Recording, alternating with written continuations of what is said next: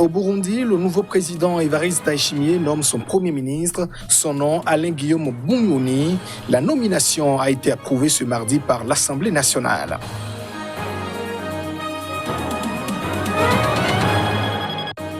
En Afrique du Sud, la pandémie du coronavirus explose le taux de chômage. Il a atteint 30% au premier trimestre de l'année 2020. Le pays reste le plus touché en Afrique subsaharienne.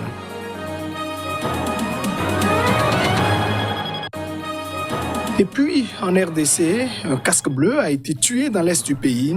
Le soldat de nationalité indonésienne a péri dans une attaque attribuée aux ADF, un groupe à l'origine de plusieurs exactions dans la région.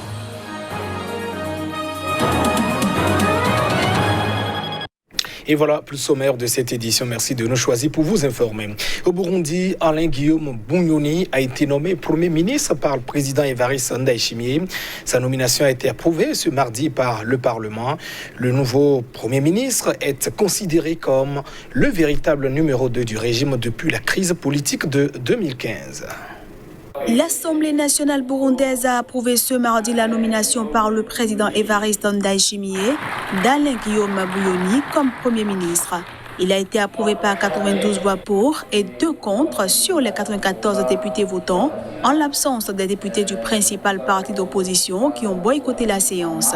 Plus haut gradé de la police burundaise, le commissaire de police général Alain Guillaume Bunyoni était déjà considéré comme le véritable numéro 2 du régime depuis la crise politique de 2015 et le chef de file des durs parmi le groupe de généraux qui contrôlent le pouvoir burundais. Le nouveau chef du gouvernement est considéré par l'ONU et les ONG de défense des droits de l'homme comme l'un des principaux acteurs de la machine répressive du pouvoir. Le poste de Premier ministre est nouveau. Il a été créé à la faveur de la nouvelle constitution adoptée en 2018. Le président burundais était jusque-là secondé de 2 vice-présidents, l'un en charge des affaires politiques et militaires, l'autre des affaires économiques et sociales. L'Assemblée nationale a également approuvé la nomination comme vice-président de Prosper Bazombanza, un Tutsi membre du parti UPRONA. Il avait déjà été premier vice-président de 2014 à 2015. Ce poste est réservé par la Constitution à un membre d'une ethnie et d'un parti différent de ceux du président. Une première dans l'histoire de l'organisation continentale.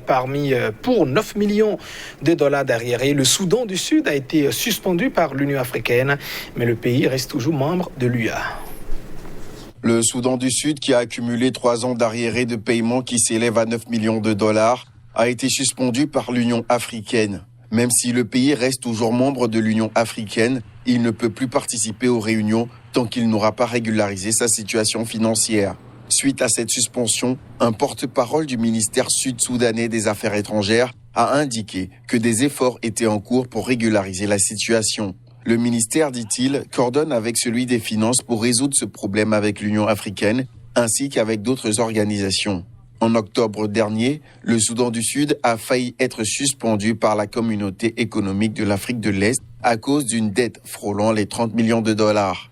Mais le pays a dû verser une avance de 3 millions, expliquant ne pas avoir reçu des aides promises par plusieurs de ses partenaires. Selon des experts, la corruption, la mauvaise gestion, le financement de la guerre et la baisse des revenus pétroliers expliquent les raisons qui font que le Soudan du Sud n'arrive à honorer ses engagements internationaux.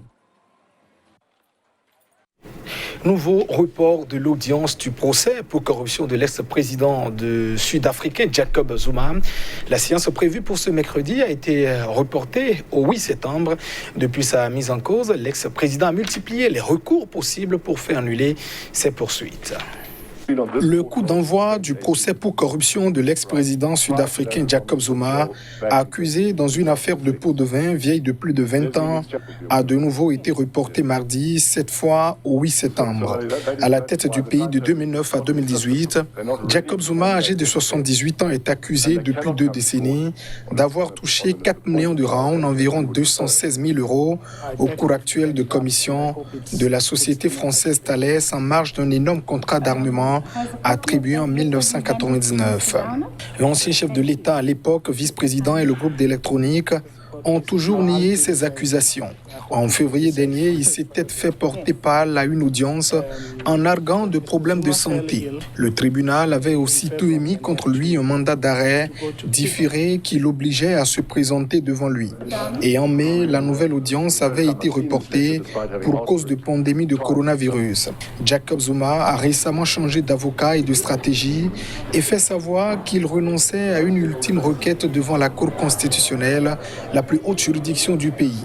Interrogé mardi sur la chaîne d'information INCI, un des fils de l'accusé, Edouard Zuma, a accusé le procureur en charge du dossier d'avoir des arrière-pensées et douter que son père puisse bénéficier d'un procès équitable.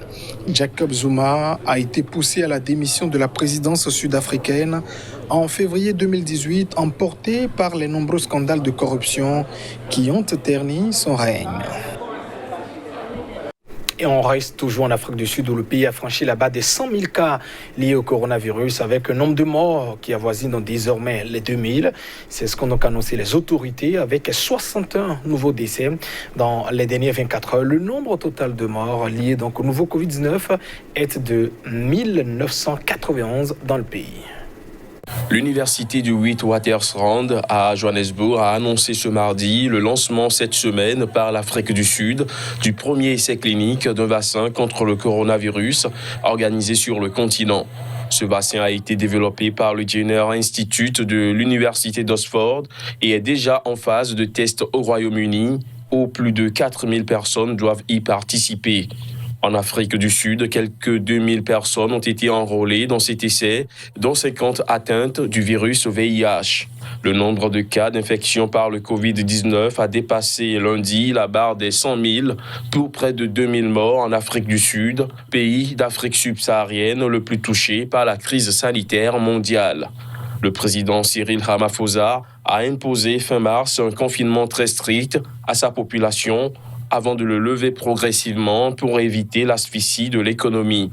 Les autorités sanitaires sud-africaines attendent également beaucoup de la désaméthasone, un puissant stéroïde qui s'est révélé efficace pour traiter les malades les plus gravement atteints par le Covid-19. Le géant sud-africain de la pharmacie Aspen Pharmacare, qui le fabrique, s'est dit prêt à augmenter sa production.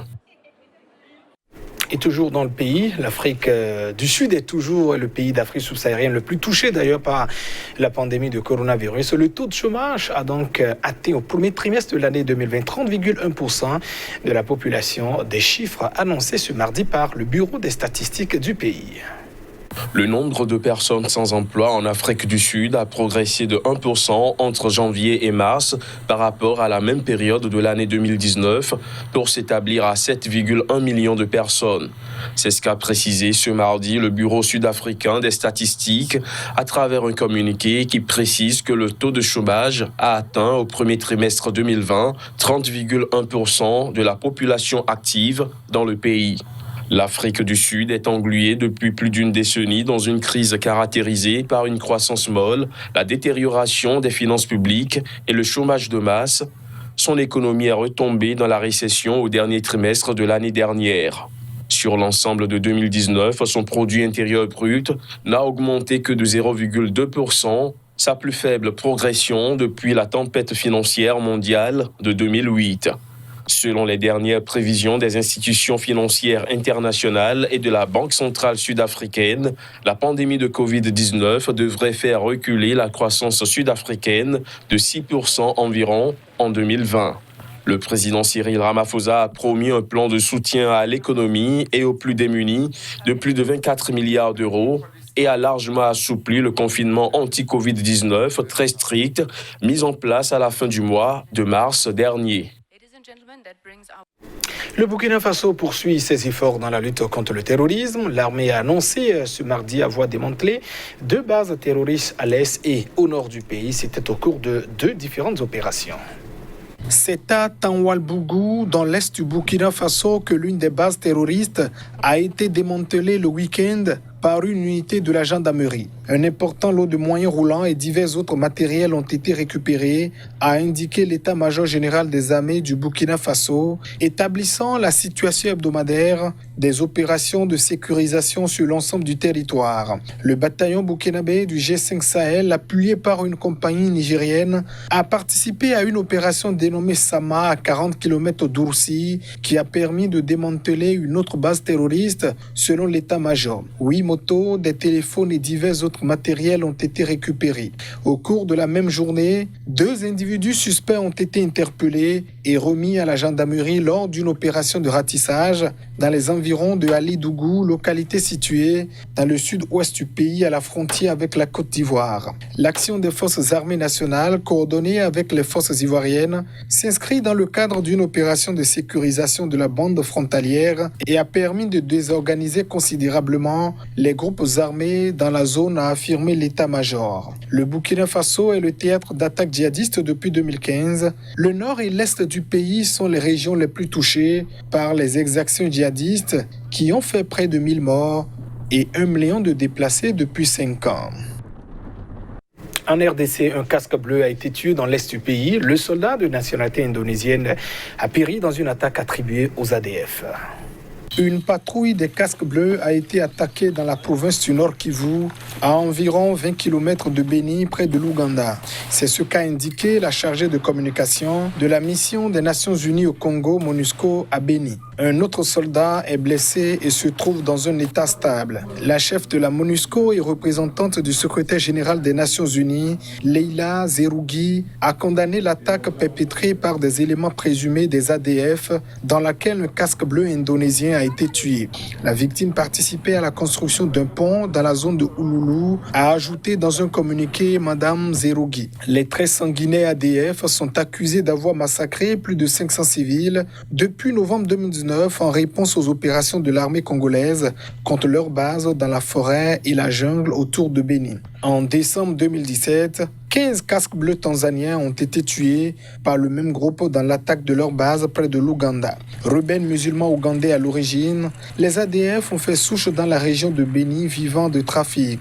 Leur affiliation à l'État islamique, qui revendique certaines de leurs attaques, n'a jamais été prouvée. Je ne sais pas s'il y a eu une liaison formelle avec l'État islamique, avait reconnu le secrétaire général des Nations Unies, Antonio Guterres, sur Radio France Internationale. Et c'est la fin de cette édition. Merci de votre attention. Au revoir.